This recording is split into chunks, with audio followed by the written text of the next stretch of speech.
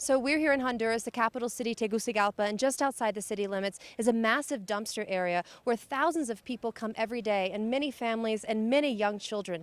And for them, this is their livelihood. Some people even live here. So they dig for trash, they dig for leftover food, they dig for some recyclables that they can resell. And it's a very hot climate. There are cows and vultures swarming around, tons of people. I see little children running around, and we are protected by police because it is very dangerous. But for these people, this is their only option. This is the only way they can make a little bit of money. Now, luckily, there are a few programs that will help them get out of this situation, and we're going to speak to some of the people that have benefited from these programs.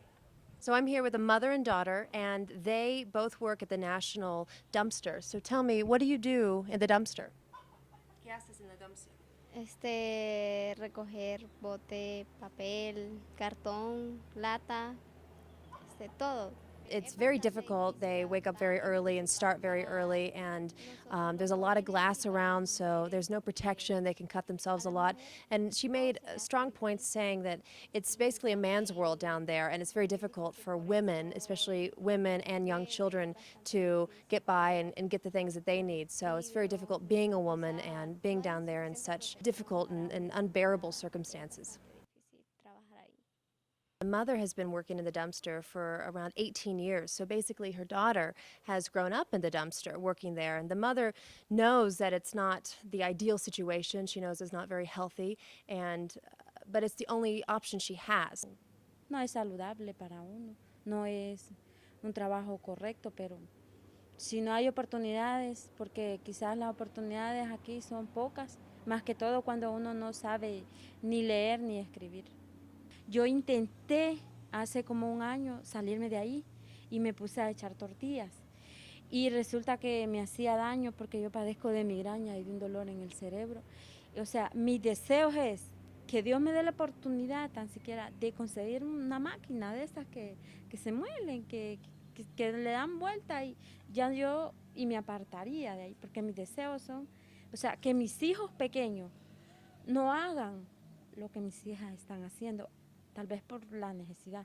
Y una quizás no sé, a veces digo, quizás es mi culpa porque mis hijos van ahí y digo yo, no, o sea, mis deseos no, realmente yo no quiero que mis hijas tengan ese estilo de vida que yo he tenido. Hola. Hola. ¿Cómo te llamas? Me llamo María Antonia Almendares. Okay. ¿Su hijo? Michael David Rivera. Ella se llama Marjorie Bellaney. Her husband, he works up in the dumpster from 5 in the morning until 5 in the afternoon. And generally, he brings back around 300 lempiras a day, which is around $15 US dollars.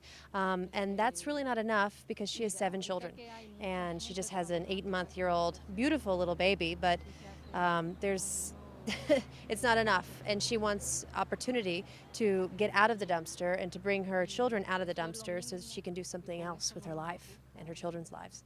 Para tantos niños, hay tantas necesidades en el hogar que no se puede, con 300 lempiras no se pueden, cubrir todo eso. So the mother's dream was to own a business, and that business she would like it to have been a cafeteria, a place where they sell food. And she was in the program working towards that, but they didn't have any more seed money, so she couldn't go forward with this business. And that's the problem for a lot of these families and people. They have their idea, they have their dream, but they don't have any seed money to really get it started. Y la verdad que las únicas que nos han apoyado en eso, las alternativas, ¿verdad? De ahí, aquí no viene nadie a decirnos, la vamos a apoyar en esa, la vamos a apoyar en otra, no. Gracias a Dios tenemos alternativas y oportunidades que nos dan la oportunidad de abrir esas puertas, ¿verdad? Pero no tenemos todavía para poner ese negocio, y qué bonito sería que alguien nos apoyara en esa. Yo salgo de la escuela, voy a la casa, como y después vamos al botadero a trabajar con mi mamá. Y nosotros recolectamos botes, lata, aluminio, papel y hierro y cartón. Es muy difícil ahí, ¿sí? Es difícil porque Uno a veces no le queda tiempo ni de hacer ni tarea. Uno tiene que en la noche, casi no duerme por hacer las tareas en la noche. Feo se siente, hace solo, a veces llueve y todo se siente feo. So Michael was telling me about a story that happened just a few days ago where there was a shooting up there in the dumpster. Supposedly a guy came and there's some drugs and some exchanges going on, and when someone was shooting, his father just said, "Get down the ground and watch out." Someone was killed, I do believe. So we spent a really long day talking with some families that work in the dumpster, and it's a horrific sight up there. And all of the families that we spoke to, they all have dreams. They all have things they want to accomplish in their life, especially these young children with bright eyes and big dreams and hopes for their future. Now, some of the children here have benefited from the program, these scholarships that the schools, like where we are right here, which is one of the schools that the kids on the scholarship program get to go to. And it's a great school. They get to learn, they get to have community, they get to have a breakfast and a lunch. But the problem is that the families don't make enough money. So after they go to school, they have to go back up to the dumpster and work. So that's where the problem is, and that's where we need a solution. Not as dramatic as the stories you just heard from the families that work in the dumpster, the children of the markets also face great difficulties. Young children can be found everywhere around here, and if they're not in school, they are selling or on the streets, where they are likely targets for joining gangs or exposed to abuse and violence. Without the help of the scholarship program, many children would not be able to get a basic education. Children like Yaris, for example, who has been enrolled in the program since early on, is excelling in her classes.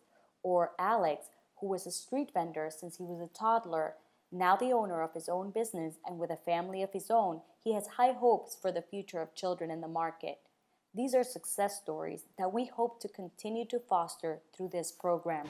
So this is Jadis, and she's 12 years old. She's in the 5th grade at this very well-known school here that was started in 1877. Now, Jadis is in the scholarship program.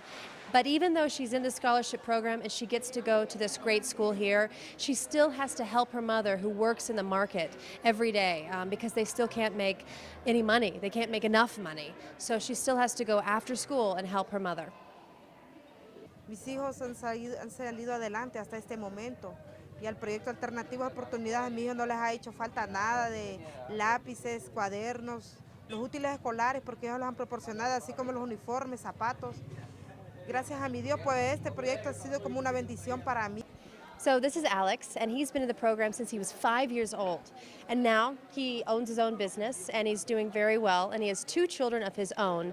And he says that his life would be completely different if it had not been for this program. Aquí en la zona de los mercados lo que necesitamos son oportunidades y alternativas, así como se llama el proyecto, alternativas y oportunidades, alternativas de cómo hacer las cosas y oportunidades para estudiar, para divagar nuestra mente, no seguir en el mismo ambiente en el que estamos. Porque si seguimos en el mismo ambiente vamos a generalizar el mismo ambiente de violencia, el mismo ambiente en el que nos hemos creado todos los jóvenes que hasta el día de hoy somos el 60% de la población hondureña, pero también representamos más del 60% de las muertes violentas que genera el país. Y tanto somos las personas que ejercemos violencia como la que lo sufrimos.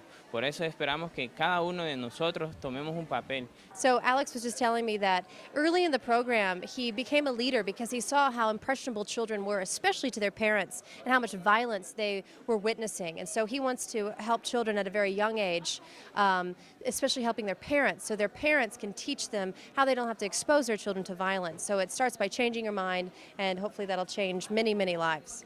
Children who work in the dumpster or in the market streets, it's a reality in Honduras, and there is a lot we can do to help.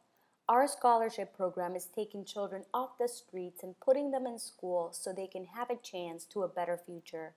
Despite that, most children still have to help their parents after school. Please help us offer more educational programs not only for the children, but for the parents. Let's give them the tools so they can succeed. By providing business training and seed money to achieve their dreams, the parents can increase their income and avoid having the children help with the workload. Visit our website www.368central.org and learn what you can do to help.